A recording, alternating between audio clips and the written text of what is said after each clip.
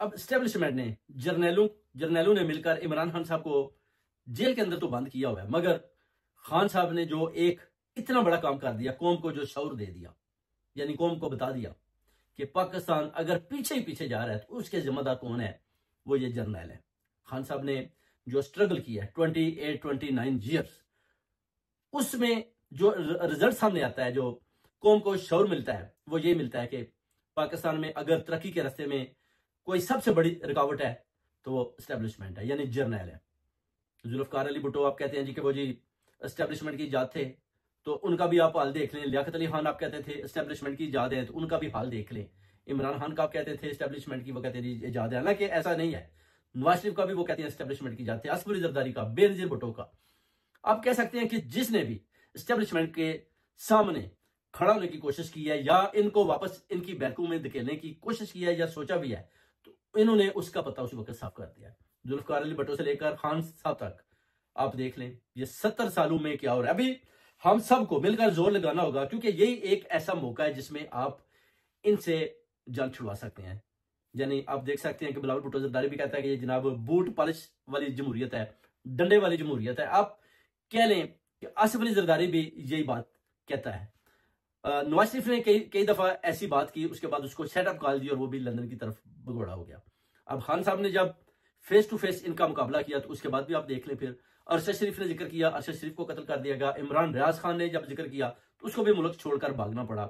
राजा major Adil ने जिक्र किया, उसको भी भागना पड़ा। इसी तरह आप देख सकते हैं कि जिसने भी एस्टेब्लिशमेंट के सामने खड़े होने की जरूरत की, उसका हाल आपके सामने। अब पाकिस्तानियों, आपको देखना होगा कि हमने ये जमहूरियत कैसे बचानी है, जो इमरान खान साहब ने 29 ईयर जो उनकी मेहनत है, स्ट्रगल है, और इस पार्टी को, इस इतनी बड़ी पार्टी को इस तरह खड़ा किया इतनी मजबूती के साथ, मगर इन्होंने उस पार्टी को कुचलने की बेपनाह ताकत के साथ कोशिशें की, और जिसमें ये बुरी तरह नाकाम हुए। खान साहब आज भी अंदर है, खान साहब को ये और ज्यादा भी अंदर रखना चाहते हैं। मुख्तलिफ किस्म के मुकदमात जो खत्म हो चुके हैं, उसके बाद भी काफी मुकदमात हैं जो इन्होंने छुपा के रखे हुए हैं, कि अगर खान साहब सारे मुकदमात में से बरी भी हो जाते हैं तो हम इनके ऊपर नए मुकदमात बना देंगे। खान को वो कहते हैं हमने बाहर नहीं आने देना। और ये जो जमहूरियत है, इसका इन्होंने जनाजा निकाल के रख दिया। पार्लियामेंटेरियन से लेकर जस्टिस का निजाम, इन सब चीजों में एस्टेब्लिशमेंट खुले आम सरे आम मुदाखलत कर रही है, और मुदाखलत करती है, और पिछले 70 सालों से मुदाखलत हो रही है। अवाम को, कौम को पैगाम दिया जा रहा है। आप DGISPR की प्रेस कॉन्फ्रेंस देख लें, सवाल गंदम जवाब चाहना। वो कहते हैं कि पाकिस्तान के अंदर अब किसी ने रहना है तो वो रहे, अगर किसी ने नहीं रहना तो ये मुल्क छोड़कर चला जाए। यही बात यूसुफ रजा गिलानी ने, जब वो वजीर आजम थे, उन्होंने भी यही बात की, अगर आपको ये मुल्क पसंद नहीं तो आप मुल्क छोड़कर चले जाए। आप देख लें कि ये जो लोग हैं जो कहते हैं जी कि ये जो बहुत बड़े पॉलिटिशियन हैं, वो भी अपनी अवाम कौम के लिए किस तरह के जज्बात रखते हैं, और इधर DGISPR भी ऐसी ही बातें कर रहा है कि अगर आप बैकू में वापस नहीं जा सकते तो आप अवाम कौम को, जिनका कानूनी हक है, जिनको अल्लाह और उसके रसूल ने आजाद पैदा किया, अगर आप उनके हकूक को पैमाल करते हुए जबरदस्ती उनके ऊपर मुसल्लत होने की कोशिश करते हैं तो डेफिनेटली फिर मुकाबला तो होगा, मुकाबला होगा और मुकाबला होता रहेगा। और आप कितनी देर तक ये मुकाबला करेंगे, क्योंकि पूरी कौम, अवाम, ओवरसीज कम्युनिटी अभी भरपूर तरीके के साथ ये तैयार कर चुकी है कि हमने उस जुल्म के खिलाफ खड़े होना है, उनका मुकाबला करना है, आने वाली नस्लों को बचाना है, कौम को आजाद करवाना है, उन बच्चों को आजाद करवाना है, और अपने मुल्क को हमने जो ला इलाहा इल्लल्लाह मोहम्मद रसूलुल्लाह के नाम पर बनाया गया, उसको लेकर हमने कैसे तरक्की के रास्ते पर गामजन करना है और उस मंजिल तक लेकर जाना है जिधर कायद-ए-आज़म मोहम्मद अली जिन्ना या इमरान खान का ख्वाब था। तो ये चीजें मेरे पाकिस्तानियों आप सबके सामने है। अब आपने फैसला करना है कि हम खान के साथ खड़े हैं या इस जैली हुकूमत के साथ खड़े हैं जो बार बार लोगों को उठा उठा कर मार रहे हैं। आप देख लें PTI के जितने भी वर्कर हैं, आज भी लोगों की शहादतें हुई, उनको लोगों के जो खान साहब के बड़े जबरदस्त किस्म के वर्कर थे, उनके डेरों से उनकी लाशें बरामद हुई।